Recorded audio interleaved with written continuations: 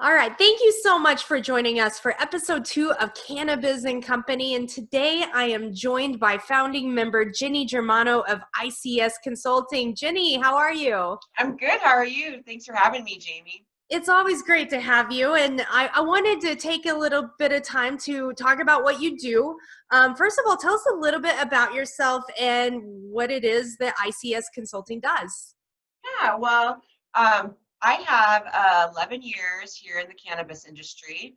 I started in Colorado in 2009, and I basically was a dispensary manager and helped operate dispensaries out here for about 6 years on in the medical and in recreational. I helped launch a recreational dispensary in 2014, and so I've just all that experience. I then took it and I started my company, ICS Consulting, in 2015. And basically, I created it because the industry was lacking the compliance support that it needed. So now what I do in my business is I'm a technical writer, so I help with application writing in other states. I come on site and I train employees on compliance. I get people ready. Basically, I call it operational readiness and more like compliance operational readiness.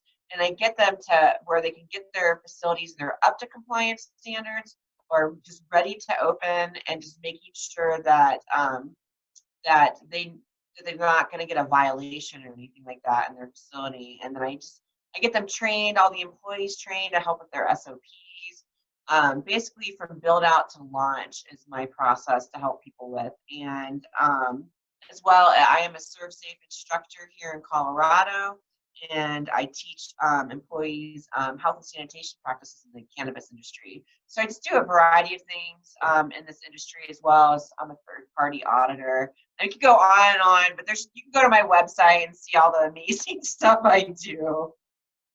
What year was your very first cannabis industry job? 2009.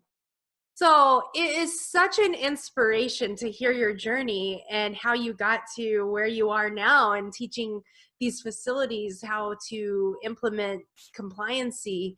And, and you started as a $12 an hour bud tender. And so, Well, I started off as a receptionist first, and I actually didn't get paid for my first job because I was working in the restaurant industry. So I was working at a hotel in downtown Denver, and then I was working for a catering company, and then I was a receptionist at a dispensary for 20 hours a week where I worked for free because I was just trying to get my foot in the door. Eventually I got paid, but I mean, for about 3 to 4 months, I didn't even get paid. wow. Oh my gosh. Goodness gracious. Well, so what's the biggest issue that you see cannabis companies struggle with when it comes to compliancy? Like what are the most common mistakes that you see made? First, I think it just depends if somebody already had more black market experience, and then so they already come in knowing enough. But then I meet people that have no experience, and I think for those people, it can be overwhelming because it's kind of like, where do I start? That's usually the number one issue, is like, where do I start, or how do I get this all into smaller pieces so I can understand it, or how do I apply all these regulations into my facility, and how do I turn them into standards so I can understand it and I can implement, or I can have my employees implement it. So I would just say the first part is like, where do we start, and then how do I implement all this content that I have that I'm supposed to be adhering to, and then how do I break it up and distribute it appropriately to each license to follow it. Right. Okay. So, what does the compliance role look like in a cultivation facility or a processing center or a provisioning center? How does that role differ between the three different types of licenses? Yeah, so I would think for the most part, the compliance role, meaning I could be a compliance officer for all three of those facilities. You don't need to have a compliance person for each facility. So if I'm your compliance officer, I can come in and do compliance for all three of those facilities. But what differentiates them would be that obviously in the cultivation side, I have regulations I have to learn that are just specific to cultivation, or I have regulations I have to learn that are just specific to a provisioning center, meaning like how much can I serve a patient? You wouldn't need to know how much you can serve a patient on the cultivation side, but let's just say the compliance around security might be the same in the cultivation or manufacturing and dispensary, meaning the amount of cameras, having a DVR, or like the compliance around retention on that DVR. That could be all the same across the board, but each facility is going to have their own specific type of licenses.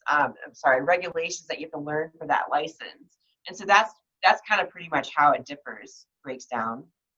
Okay. And now how does it differ between a startup, a company that's starting up in this industry compared to one that is operational, maybe, 3 to 5 years down the road?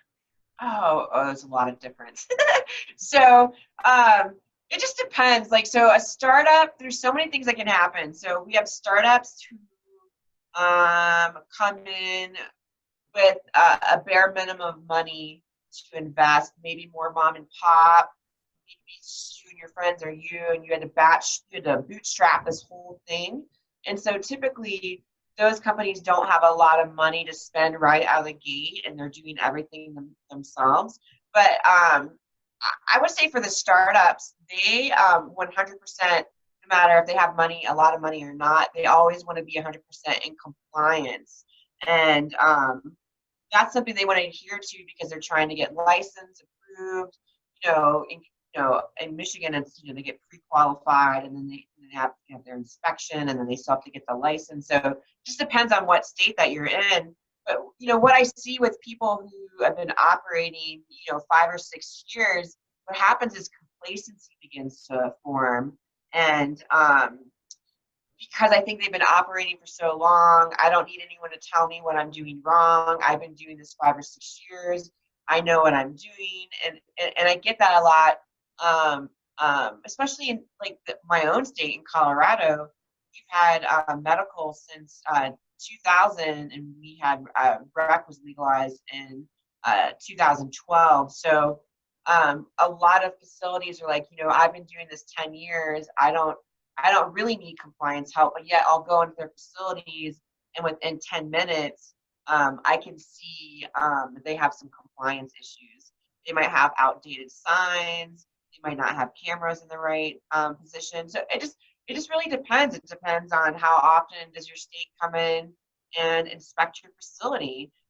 That fear alone drives people to be more compliant. So if you haven't seen an investigator in your facility in 3 years, how do you think you're going to be? You're going to be really relaxed. You're not really going to be thinking they're coming in. So some things might start to fall through the crack.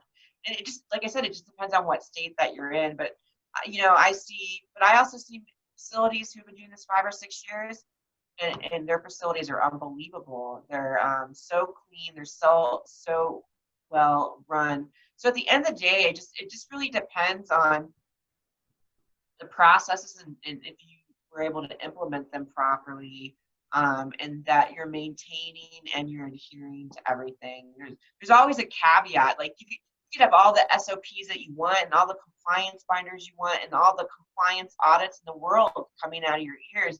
At the end of the day, you don't implement anything and maintain it, then it's all for nothing. Right. Last question. Sure. Is it safe to say that compliancy should be your number one priority? Oh, absolutely. It should be at the top of the list. A lot of times I find it at the bottom of the list, but I think compliance should be at the top of the list. A lot of times people put marketing and branding at the top of the list, and they're like, we have $100,000 to marketing and branding. And I'm like, well, where's the money to invest in compliance? And so a lot of times people don't want to spend. They don't want to spend the money to get compliant. They don't want to hire someone like me to come in because they don't want to spend the money. They think that they've got it. And then I go to these facilities, and I was in a cultivation facility not that long ago, and I was only in it 10 minutes, and I saw about 10 different things wrong within 10 minutes. And that was without even doing an audit or diving in deep and auditing their processes and SOPs. And so at the end of the day, you have to spend money to make money. It's the cost of doing business. Being in compliance we're in the business of compliance. We're not in the business of manufacturing and producing cannabis. We're in the business of compliance first, and then all those things come after the compliance piece. Right, because you have a lot to lose A if lot to you're not lose. compliant, and so I agree. I definitely think it needs to be, a number one priority in these businesses. Yeah, you have a lot to lose because you just spent $500,000 or whatever, $300,000 investing in this company. Even if you bootstrap and do it yourself, you're spending your savings and all this money. I never understand why people spend $500,000 to $1 million, build a facility, and then they don't implement compliance, or they pretend to implement compliance to get through their inspections and pass, and then it just drops off a cliff. So to me, you have to protect your investment at all times, nonstop, 24/7. That's like when people cut corners with security, which we see they don't use security guards, and then their employees feel unsafe, and then they're a target for armed robbery. So there's I see cutting corners in a lot of places in this industry, and I think if people didn't cut corners, some of these issues wouldn't be coming up. Right. Well, Jenny, thank you so much. I really appreciate your time today and telling us a little bit about ICS Consulting and how important it is to be compliant. So Yeah.